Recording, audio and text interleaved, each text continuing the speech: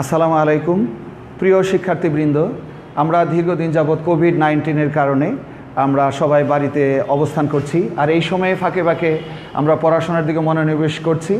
আর সেই সুবাদে আসলে আমরা টাঙ্গাইল অনলাইন স্কুলের পক্ষ থেকে আমাদের দীর্ঘদিন যাবৎ সেই রোজার আগের থেকে আমরা সরাসরি লাইভ ক্লাস শুরু করেছি। তারই ধারাবাহিকতায় আমরা বিন্দুবাসিনী সরকারি বালিকা উচ্চ বিদ্যালয়ের ভেন্যু থেকে আমরা আজকে তোমাদেরকে স্বাগতম জানাচ্ছি। টাঙ্গাইল অনলাইনের পক্ষ থেকে তোমাদেরকে শুভেচ্ছা। তো আমি আজকে তোমাদের সামনে উপস্থিত হয়েছি নবম শ্রেণীর আইসিটি বিষয়ের একটি অধ্যায় চতুর্থ, এটি বার্ষিক পরীক্ষার সিলেবাসে আমাদের অন্তর্ভুক্ত রয়েছে। তো আমার লেখা ও হিসাব, আমার লেখালেখি ও হিসাব এই বিষয়টি থেকে আমি তোমাদেরকে আজকে একটু ধারণা দিব। তোমরা আমার সাথে থাকবে আশা করি। তো আমরা সরাসরি ক্লাসে চলে যাই। শুরুতেই তোমাদেরকে শুভেচ্ছা জানাচ্ছি, রক্তিম গোলাপি শুভেচ্ছা।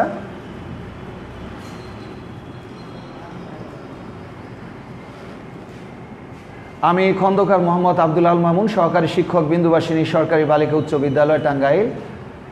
তো আজকে আমরা যে বিষয়টি পড়ব তা হলো স্প্রেডশিট, মাইক্রোসফট এক্সেল যাকে বলে, যেটি মাইক্রোসফট কোম্পানি যারা এই সফটওয়্যারটিকে নাম দিয়েছে স্প্রেডশিট বা এই স্প্রেডশিট প্রোগ্রাম। আর এটি আমরা হিসাবে চিনি, একে আমরা অফিসিয়ালি বা ব্যবহারিক অর্থে তাকে চিনি মাইক্রোসফট এক্সেল। সেই এক্সেল ভুবনে তোমাদেরকে স্বাগতম। এই যে দেখো, আমি তোমাদের জন্য একটি একটি চিত্র এনেছি, আমরা সবাই দেখতে পাচ্ছি। এটি একটি মাইক্রোসফট এক্সেলের একটি পিকচার। তো এখানে আমরা আজকে শিখবো। আমরা অষ্টম শ্রেণীতে আমরা বিভিন্ন বিষয় তোমাদেরকে আমরা এই ব্যাপারে ধারণা দিয়ে আসছি। তো আমরা আবার আরেকটু শুধুমাত্র স্মরণ করে দিয়ে আমরা 9-এর অংশে চলে যাব। আচ্ছা, আমরা ইতিমধ্যে দেখতে পাচ্ছি স্ক্রিনে যে কম্পিউটারে হিসাব নিকাশ করার প্রোগ্রামকে বলা হয় স্প্রেডশিট প্রোগ্রাম। কম্পিউটারের হিসাব নিকাশ করার প্রোগ্রাম একটু স্পেলিং মিস্টেক হয়েছে, গ র ফালাটা ওঠে নাই, প্রোগ্রামকে বলা হয় স্প্রেডশিট প্রোগ্রাম। তো আমরা তিনটি এই এক্সেলের এই শিট দেখতে পাচ্ছি। একটা অ্যাপল কোম্পানি, আর একটা মাইক্রোসফট অফিস, একটা ওপেন অফিস সোর্সের আরেকটি। এই পৃথিবীতে এই তিনটি মাইক্রোসফট এক্সেলই এ পর্যন্ত এসেছে। এটি আমরা অষ্টম শ্রেণীতে বিস্তারিত আমরা পড়েছি। তো এখন আমাদের জানা দরকার এই স্প্রেডশিট প্রোগ্রাম বা মাইক্রোসফট প্রোগ্রাম এটি কেন দরকার, আমাদের এটি ব্যবহারের প্রয়োজনীয়তাটা কি, এটি আমরা এক এক করে একটু দেখি যে আমরা কেন ব্যবহার করব। তো প্রথমেই আমি এটি তোমাদেরকে বলতে চাই যে সহজ ও নির্ভুলভাবে সূক্ষ্ম জটিল হিসেব নিকেশ করতে আমাদের মাইক্রোসফট এক্সেলের প্রয়োজন। দ্বিতীয়ত, এই যে আমাদের এই বিশাল বড় বড় কোম্পানি উন্নত হয়েছে, সেখানে এত হাজার হাজার কোম্পানি রয়েছে। ধরি আমরা এই যে স্কয়ার ফার্মাসিউটিক্যালস লিমিটেড,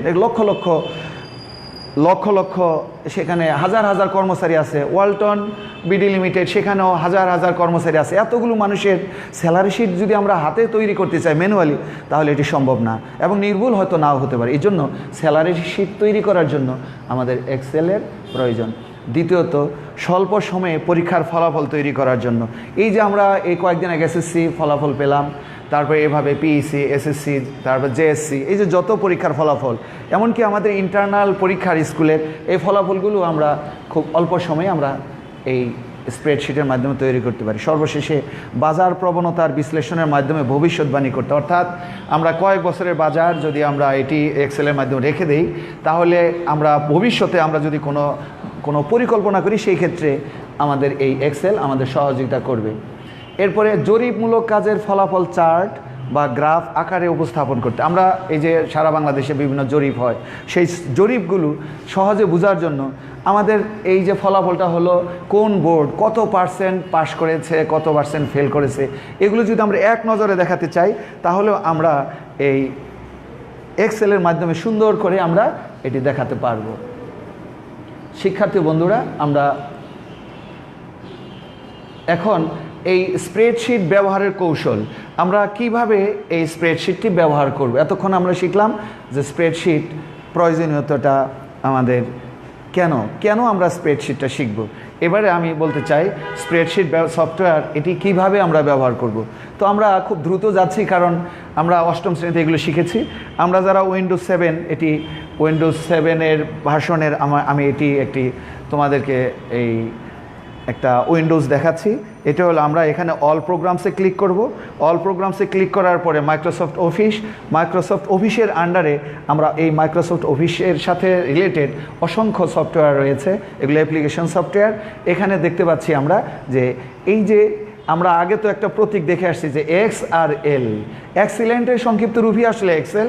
এই মাইক্রোসফট এক্সেল 2010 এই ছবিটাতে আমরা ক্লিক করলেই আমরা এই এক্সেলের উইন্ডোজে আমরা চলে যাব। আচ্ছা, এই পুরোটা হলো স্প্রেডশিট, একটা শিট।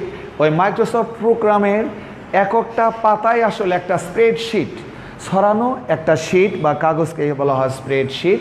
তো আমরা এটা এক নজরে একটু দেখতে চাই যে আসলে এখানে আমরা কি কি আছে। তো আমরা খুব দ্রুত যাব।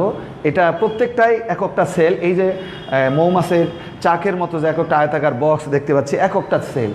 তারপরে আমরা আরেকটু যদি দেখি, এই যে বরাবর চলে গেছে, এটা হলো রো। আর তারপরে আমরা যদি আরেকটু চিন্তা করি যে কলাম, এই যে খাড়া এই ABCDEFG এই যে কলামগুলো ABC ক্যাপিটাল লেটার দিয়ে শো করছে, এগুলো হলো কলাম। আর 1 2 3 4 5 এইগুলো সবগুলো হলো রো। ঠিক আছে বন্ধুরা, আমরা কি খেয়াল রাখতে পারবো কোনটি সেল, কোনটি রো আর কোনটি কলাম? তো আমরা যদি এটি হিসাব করি যে একটা শিটে, একটা ওয়ার্কশিটে, মানে একটি পাতা এক্সেলের একটা শিটে কলাম আছে 16,384। আর দেখো রো আছে কত, একটা শিটে আমরা কত মানুষের রেজাল্ট পেতে পারি। টোটাল সেল হলো এত। এই যে আমরা একটু আগে কলাম রো সেল শিখলাম, এই সংখ্যাটিও তো মনে রাখা সম্ভব না, তবু একটু খেয়াল রাখবে। এখন আমরা এই পরিস্থিতিটা একটু দেখব যে এই অফিস, এই একটা লগো, এটি উইন্ডোজ 7-এর, এটি অ্যাপ্লিকেশন বাটন আর কুইক অ্যাক্সেস টুলবার এটি।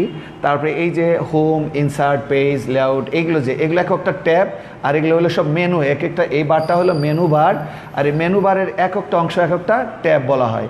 এই যে মেইলিং আছে, রিভিউ আছে, ভিউ আছে, এরকম। আবার এই যে সবার উপরে এটি আমরা টাইটেল বার নামে আমরা আখ্যায়িত করেছি। এরপরে এই যে বিভিন্ন নামগুলো, এগুলো প্যারাগ্রাফ লেখালেখিকে সুন্দর করে সাজানোর জন্য। তারপরে এই যে ফন্ট কালারের অংশটা, তারপরে টেক্সট কালার, এরপরে বিভিন্ন নামগুলো আছে আমরা এগুলো। আর এই পুরো যে এই আমরা বিভিন্ন আইকনগুলো দেখতে পাচ্ছি রিবনের, এই সবটুকু রিবন বলে এটাকে। এই যে একটা কমান্ডের আন্ডারে, অর্থাৎ একটা হোম ট্যাবের আন্ডারে এই মেনুর এই যে অসংখ্য, এই যেরকম একটা বরাবর একটি অসংখ্য অপশন থাকে, এই সমন্বিত অপশনটাকে বলা হবে রিবন। আচ্ছা, আমরা টাইটেল বার তো বলেছি যে ফাইলের উপরে যে লেখা থাকে এটা হলো টাইটেল বার। আর এই সবটুকু বলবো রিবন, যা আমরা একটু আগে বললাম। এরপর ফর্মুলা বার, এটা অত্যন্ত গুরুত্বপূর্ণ। আমরা এই যে এখানে FX, আমরা তো মানে বীজগণিতের ভাষায় ফাংশন অফ এক্স, মানে FX এটি হলো ফাংশন। এই ফাংশন থেকে এটি হলো ফর্মুলা বার। আমরা এই কম্পিউটারের ভাষায় বলবো এটিকে ফর্মুলা বার। এই জায়গায় আমরা ফর্মুলা লিখি, যদিও আমরা রেজাল্টের ঘরেও ফর্মুলা লেখা যায়। তারপর এখানে কারেকশন করা বা এখানে লিখলেও আমাদের অঙ্ক বা সমাধান করা যায়। এটি হলো ফর্মুলা বার। এরপরে আমরা কিভাবে নতুন ওয়ার্কশিট খুলি, এই যে মাধ্যমে আর একটা অফিস বাটনের মাধ্যমে, এগুলো আমরা আগে পড়ে আসছি, আমি একটু দ্রুত যাচ্ছি। আর এখানে আমরা আরেকটি মানে স্মরণ করে দিই শুধু যে আমরা 8-এ পড়েছি যোগ এবং বিয়োগ, এই দুটো। আমরা আর এই দুটো আলোচনা না করে আমরা সরাসরি আমরা চলে যাব আজকে এই 9-এ যা আছে গুণ করা, ভাগ করা আর শতকরায় প্রকাশ করি। যে আমি আগে একবার দেখিয়েছিলাম যে আমরা এক্সেলের মাধ্যমে কি করে গ্রাফ বা বার বা গ্রাফ অঙ্কন করে কি করে চার্টে বা এগুলো শো করা যায়। আমি একটা এই ছবি তোমাদের জন্য এখানে করে নিয়ে আসছিলাম, যেটি বিশ্লেষণ করলে যায় যে কোনটা কত পার্সেন্ট কোন জেলায়, এগুলো ভাগ করা যায়। আচ্ছা, এইটুকু ছিল আমার 8-এর বা পূর্ব জ্ঞান সংক্রান্ত। এবার আমি তোমাদেরকে একটু এই সরাসরি এক্সেলে চলে যেতে চাই। আমরা ওখানে একটু 9-এর সিলেবাসের আলোকে পুরাটা এখন আমরা করব, বাকি অংশটুকু। আচ্ছা, আমরা একটু আগে জেনেছি যে আমরা কি করে একটা নতুন এক্সেল খুলি। এই যে আমি দেখো তোমাদের সরাসরি একটি এক্সেল শিটে চলে আসছি। এই এক্সেল শিটে আমরা আজকে প্রথমে গুণ করা শিখব। তো গুণ করা, তো আমরা এই আমরা একটু খেয়াল করি যে আমি একটা দ্রব্যের নাম, এখানে যদি আমি একটি দ্রব্যর নাম লিখি, ধরো এই জায়গায়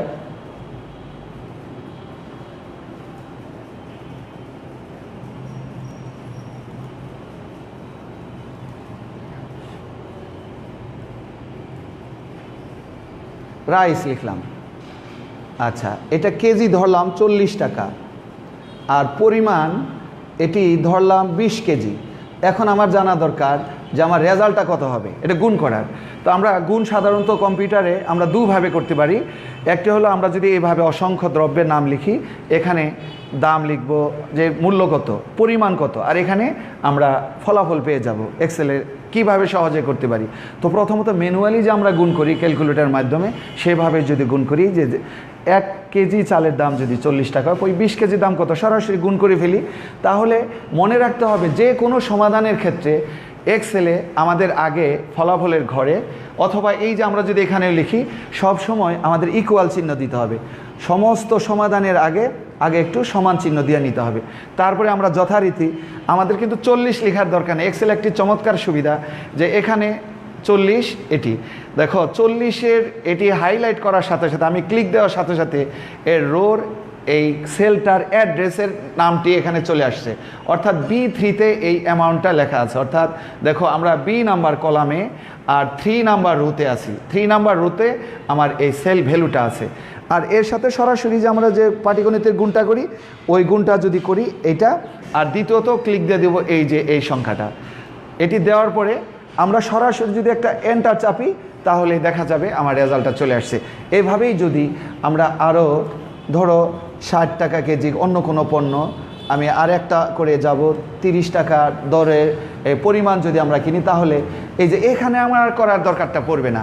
আমাদের এই এক্সিলেন্ট একটি নিয়ম এক্সেলে আছে, সেটি হচ্ছে আমি যে প্রথম যে লিখেছি, দেখো এখানে ক্লিক দেওয়ার সাথে সাথে এই ফর্মুলা বারে এই ফর্মুলাটি চলে গিয়েছে।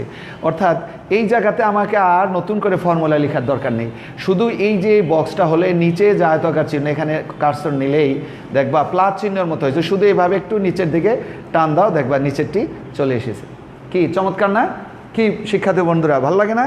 যে এইভাবে যদি এই পর্যন্ত বা এইভাবে যদি এই যত সেলগুলো বলছি সব খালি এভাবে টান দিয়ে গেলেই সবগুলো সমাধান হবে। এই ছিল ক্যালকুলেটরের মাধ্যমে গুণ করা। এখন আমরা ফর্মুলার মাধ্যমেও গুণ করতে পারি। একটু দেখি যে কিভাবে ফর্মুলার মাধ্যমে গুণটা করা যায়।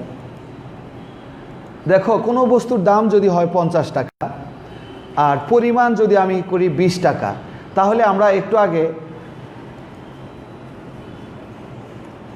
এই যে ফর্মুলা করলাম, ক্যালকুলেটর গুণ চিহ্নের মাধ্যমে আমরা যে ম্যানুয়ালি যেভাবে করি এইভাবে করছি। এবার একটু ফর্মুলায়, যেখানে তো 2টা কলাম দিয়েছি, এখন যদি 3 কলাম বা 4 কলাম বা 2টাই যদি বড় বড় সংখ্যা হয়, ক্যালকুলেটর না গিয়েও আমরা আরেকভাবে এই ফলাফলটা বা গুণফলটা করতে পারি। সেটি তোমাদের কি মনে আছে কি যে আমরা যে কোনো ফলাফল পাওয়ার জন্য কোন চিহ্নটি ব্যবহার করি? এটি কিন্তু একটু নৈর্ব্যক্তিকে প্রশ্ন আসে যে গুণ করা বা এক্সেলে যে কোনো ফলাফল পেতে গেলে আমরা আসলে কোন চিহ্নটি ব্যবহার করি আগে, সবার আগে সমাধানের ক্ষেত্রে, ফলাফল পাওয়ার ক্ষেত্রে সবার আগে আমাদের মনে আছে কি তোমাদের বন্ধু? বা কি চমৎকার, সুন্দর মনে আছে, সবাইকে ধন্যবাদ। এ দেখো আগে সমান চিহ্ন। এইবারে দেখো আমি এই গুণ করায় ডান পাশে আমি লিখে রেখেছি প্রোডাক্ট। প্রোডাক্ট মানে তো আমরা জানি পণ্য, আবার প্রোডাক্ট মানে গুণফল, প্রোডাক্ট মানে অর্জিত বস্তু। তো আমরা প্রোডাক্ট মানে গুণফল, তাই এই ইংলিশই প্রোডাক্ট শব্দটাই আমরা লিখবো এখানে, প্রোডাক্ট। Product, good. প্রোডাক্ট লিখলেই কিন্তু শেষ না, প্রোডাক্ট লেখার পরে আগের মতোই আমি প্রথম ভ্যালুটাকে এরকম সিলেকশন করব।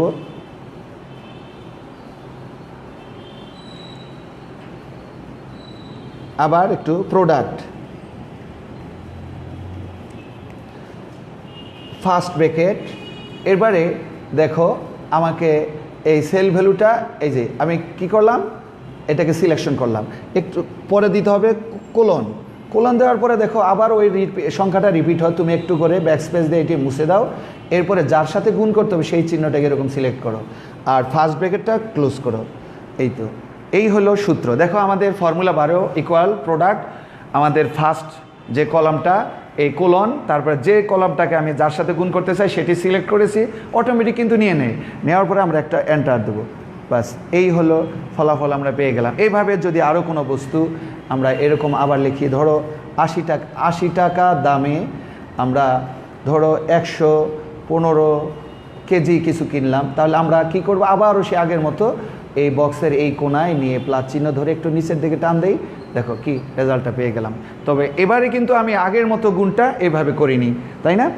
তাহলে বন্ধুরা মনে আছে তো? এবারে প্রোডাক্ট ফর্মুলাটা কি, equal product first bracket start, যে কলামটা প্রথমে আমি শেয়ার করতে চাই সেটি, তারপরে কোলন, তারপরে যে সেলটাকে বা যে ভ্যালুটাকে আগে নিতে চাই সেখানে ক্লিক করলে ওই সেল ভ্যালুটা চলে আসে, ফার্স্ট ব্র্যাকেট ক্লোজ, এন্টারে চাপ, তাহলে ফলাফল পেয়ে যাই।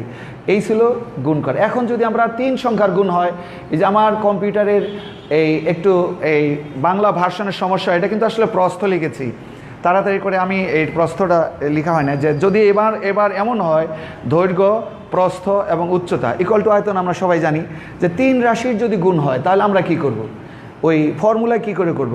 ধরলাম দৈর্ঘ্য কোনো বস্তুর 12, প্রস্থ যদি হয় 8 আর উচ্চতা যদি 6 হয়, তাহলে আমরা এই 3 রাশি, এবার 3টি সংখ্যা, তাহলে কিভাবে আমরা এটিকে গুণ করব। এবার আমরা ওই প্রোডাক্ট ফর্মুলাও যদি ইউজ করি তাহলে এটিতে সুন্দর করে করা যাবে। দেখো ইকুয়াল চিহ্ন দিলাম, তারপরে প্রোডাক্ট লিখব, প্রোডাক্ট, তারপরে ফার্স্ট ব্র্যাকেট। আচ্ছা এই যে দেখো তো, এই যে প্রথম কি ফার্স্ট ব্র্যাকেটের পরে কি, এই যে নাম্বার 1, এখানে কিন্তু লিখে দেয় যে নাম্বার 1, অর্থাৎ আমি এই সেলটাকে সিলেকশন করলাম। এরপরে আবারও এই কোলনটা দিব কিবোর্ড থেকে, আবার আগের সংখ্যাটাই রিপিট হয়েছে না, আমরা ব্যাক স্পেস দিয়ে ওটিকে মুছে ফেলব। এবার কি করব, লাস্ট সংখ্যা মানে যার সাথে গুণ করতেছে, এই যে দৈর্ঘ্য, প্রস্থ, উচ্চতা, কোলন মানে কি, এটা শুরু হয়েছে যেখান থেকে আমি শেষ সংখ্যা পর্যন্ত সিলেকশন, এটি বোঝায় যে আমি তাহলে এই উচ্চতার যে 6 এটি। এবার ফার্স্ট ব্র্যাকেট ক্লোজ, কি ইকুয়াল প্রোডাক্ট, যে সেল ভ্যালু কোনটা প্রথমটা, এটা খালি শুধু সিলেক্ট, এটা কিন্তু 12 লিখি নাই। এখানে যদি দেখো 12-র জায়গায় যদি 18 করো, এখানে যদি 6 করো, এখানে যদি 8 করো, তাহলে দেখবা অটোমেটিক রেজাল্ট এগুলো পরিবর্তন হবে। এবার এন্টার চাপ দেই, দেখি ফলাফল চলে আসছে 576। কি চমৎকার না? এখন দেখো তো কি চমৎকার। এখন কোনো কারণে ধরো আমি এই দৈর্ঘ্যটা 12 লিখেছি, এখানে যদি আমি এটা 18 করে ফেলি, তাহলে কি দেখো কি চমৎকার, ক্লিক দিলে দেখো অটোমেটিকই ভ্যালু বা মান চেঞ্জ হয়ে যায়। তো এই জন্য এর নাম হলো চমৎকার, এক্সিলেন্ট। যে কোনো কারণে আমি যদি একটা সেল ভ্যালু কোনো কারণে ভুল করে ভুল লিখি, পরে কারেকশন করলে আমাকে আর কোনো ফর্মুলা ইউজ করার দরকার নেই, অটোমেটিকই সেটি কারেকশন নিয়ে নেয়। কি বন্ধুরা কঠিন মনে হচ্ছে কি? এই ছিল গুণ করা আমাদের জন্য। এবার আমরা একটু ভাগ করাতে চলি, তাহলে 3 রাশি এটা করলাম। এবার যদি অসংখ্য হতো, যে এরকম ওরকম 10টা লাইন কলামের গুণফল, তাও শুধু ফার্স্ট সেল ভ্যালু কোলন আর লাস্ট সেল ভ্যালু, এই দুটাকে ফার্স্ট ব্র্যাকেট দিয়ে আমরা যদি করে ফেলি, এন্টার দেই, তাহলে ফলাফল চলে আসবে। এবারে আসি ভাগ করা। আচ্ছা এই ভাগ করা, আমরা এই ক্ষেত্রে আমাদের একটাই ফর্মুলা, আমরা যে গাণিতিক ফর্মুলা ক্যালকুলেটর করি সেটি ধরি। কোনো ব্যক্তির মাসিক আয় ধরলাম 35,000 টাকা, দিন সংখ্যা, এটা আমার কিন্তু কম্পিউটারের আমার আজকের আমি বাংলা ফন্টে ডাউনলোড দিতে গিয়ে তাড়াহুড়া করে, এই জন্য সংখ্যা লিখতে যে এই আমার এই সফটওয়্যারের প্রবলেমের কারণে আমি কিন্তু এটা কমপ্লিট করতে পারি না। যাক দৈন্তাস্যটা আমি মুছিয়ে দেই, তাদের সমস্যা নাই। যে যদি কোনো মানুষের আয় মাসিক আয় 35,000 টাকা হয়, তাহলে যদি জিজ্ঞাসা করি যে তার 15 দিনের আয় কত অথবা 17 দিনের আয় কত, আচ্ছা 15 দিনের ধরি, 15 দিনের আয় কত, এটা আমার বের করার দরকার। তাহলে এই ক্ষেত্রে আমরা কি করব? কি বন্ধুরা বলো তো? আমি তো এখানে ফলাফল পেতে চাই, তাহলে কি করব? আমরা আগে কোন চিহ্ন ইউজ করব? সমান চিহ্ন। থ্যাংক ইউ, আগে সমান চিহ্ন। এবারে কি এই 35, এই ফার্স্ট একে তো আমরা ভাগ করব, তাহলে তাকে সিলেকশন করলাম। এরপরে আমরা কি করব? কম্পিউটার কি ভাগ চিহ্ন আছে আমাদের কিবোর্ডে? ভাগ চিহ্ন নেই, কোন চিহ্নটা আছে? স্ল্যাশ, ব্যাক স্ল্যাশ, এই তো এই স্ল্যাশ, এটাকে বলা হয় ভাগ চিহ্ন, এটিকে দিলাম। এরপরে এই 15 এই সংখ্যাটা, এবার এন্টার চাপি, দেখি এই যে, তাহলে তার দৈনিক আয় হলো কত। এই যে একটা সংখ্যা আমরা বের করলাম, কি চমৎকার না? দশমিকের পর যত সংখ্যা চাই এগুলো পরে আরও আমরা বিস্তারিত শিখব, যেখানে আমি 2 সংখ্যা 2 ডিজিট রাখতে পারি। এখান থেকে সিলেকশন দিলে যে জেনারেল এখানে দেখা যাচ্ছে যে আমি কয় সংখ্যা রাখতে চাই। তো এইভাবে যদি আমরা এরকম অসংখ্য হিসাব করতে চাই ভাগ করে, একটা ফর্মুলা দিয়েই আমরা আরেকটা প্রমাণ করে দেই যে একজন মানুষের আয় যদি ধরলাম 42,000 টাকা হলো, এক মাসে আয়, কিন্তু তার আমার জানা দরকার 28 দিনে সে কত টাকা স্যালারি পাবে। তাহলে আমরা কি করব, এই ঘরের ফলাফল পেতে চাই, আমাকে আর ফর্মুলা ইউজ করার দরকার নেই। আমরা এই ঘরে যাব, এই যে নিচের এই ঘর থেকে এইভাবে একটা টান দিলেই আমরা এই যে 1500 টাকা পেয়ে গেলাম। কি চমৎকার না বন্ধুরা, কি চমৎকারভাবে আমরা ভাগ করে ফেললাম। এইভাবে অসংখ্য ভাগ আমরা এইভাবে করতে পারবো। এবারে আর একটি বিষয় আমাদের তোমাদের এই বই আছে, শতকরা নির্ণয়, এটি করেই আমরা শেষ করব।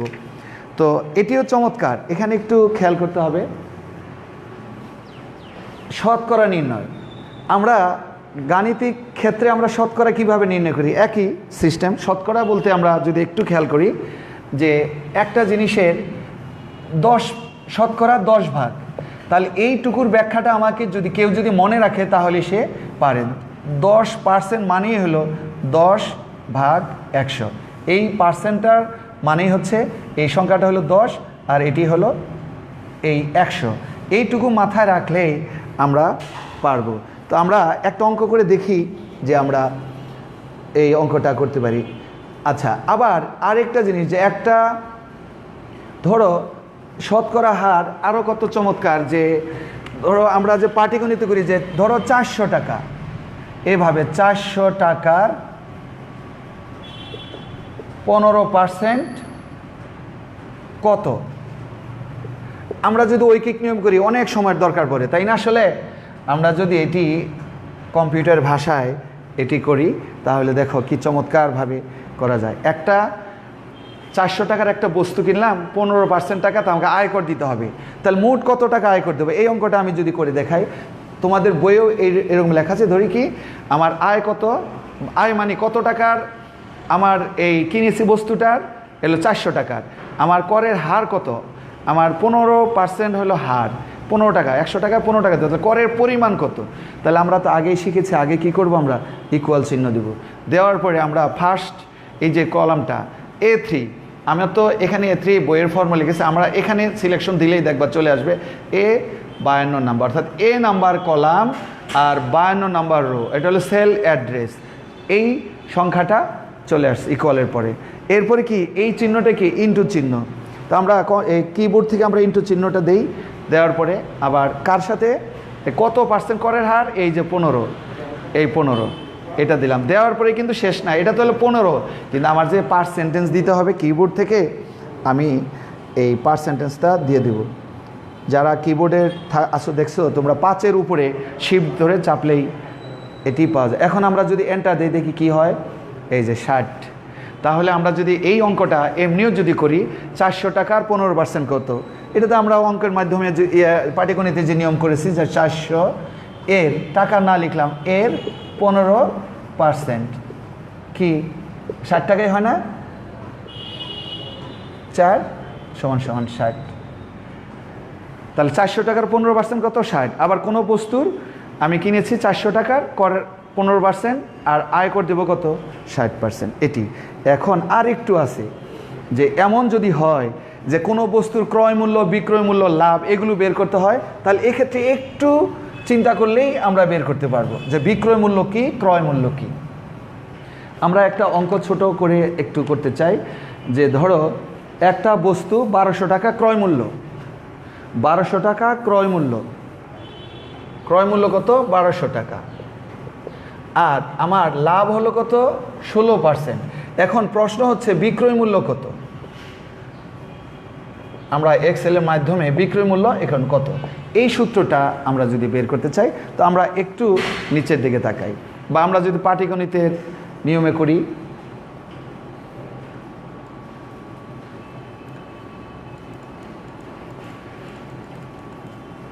আচ্ছা, আমরা এমনি যদি পাটিগণিতে কি করি, আমরা যদি অঙ্কটা করি যে 1200 টাকা 16% কত, আগে তাহলে আমরা একটু লাভ বের করতে পারি, যে 1200 টাকার একটু মাথায় রাখার জন্য 1200 টাকার 16%, হ্যাঁ এটি কত, এটি যদি বের করি তাহলে কি হয়, 16% মানে কি 16/100। তাহলে আমরা যদি এটি কেটে ফেলি তাহলে কি হয়, 16কে 12 দ্বারা গুণ করলে যত হবে ততই হবে ফলাফলটা। তো কত হবে, 16কে 12 দ্বারা গুণ করলে 6 12 72 থাকলো 7, তারপরে 12কে 12 আর সাথে 19 192। তাহলে এটি আমার হলো লাভ বের করে ফেলাম, 16% লাভ, তাহলে 192 টাকা। তাহলে 1200 টাকা আমার ক্রয় মূল্য, আর হলো 192, তাহলে 1392 টাকা আমার বিক্রয় মূল্য। এটি আমরা পাটিগণিত নিয়মে করলাম। এখন আমরা যদি কম্পিউটার ভাষায় করতে চাই, তাহলে আমি একটু খেয়াল করি যে আমি এখানে লিখেছি ক্রয় মূল্য বস্তুটা কত 1200, আর 16% আমার লাভ, তাহলে বিক্রয় মূল্য কত। তাহলে আমরা আগের মতোই একটু ফর্মুলা চিহ্ন ইউজ করব। তারপরে এই কলামটা দেখো, এই কলাম প্রথম এটি আমরা সিলেকশন দিলাম। তারপরে এটি হলো আমার কি ক্রয় মূল্য 1200 টাকা, তার 16% আগে বের করে নিই। তাহলে 16%কে আমরা ইনটু চিহ্ন, ইনটু, তারপরে আবার দিব কি এই লাভটা দিব, দেওয়ার পরে কি হলো, তাহলে আমার লাভ হলো। এটি হলো লাভ পাইলাম, অর্থাৎ আমি 192 টাকা পেলাম। 192 সাথে কিন্তু আমার ক্রয় মূল্য যোগ হবে। এই জন্য কিন্তু এই যে A3 এই ভ্যালুটা কিন্তু আমার তো ফর্মুলা এটি, কিন্তু আমার এখানে কিন্তু A63 আসছে, অর্থাৎ A number column 63 number rho. যাই হোক, এটা আমার তাকানোর দরকার নেই, এই সেল ভ্যালুটাকে আমি ক্লিক দিয়েছি, তারপরে ইনটু, আবার বি সেল ভ্যালুতে যা আছে তা দিয়েছি, তাহলে আমার লাভ পাইলাম। এবার এর সাথে যুক্ত করে দেব, যোগ হলো ক্রয় মূল্য। ক্রয় মূল্য কত, এই A3, অর্থাৎ আবার এই সংখ্যাটাকে আবার দিই। আচ্ছা, দেওয়ার পরে এখন এন্টার দিই, দেখি হলো কি, হইল না, 16% দিয়েছি না, 20,400, তা তো হইল না অঙ্কটা।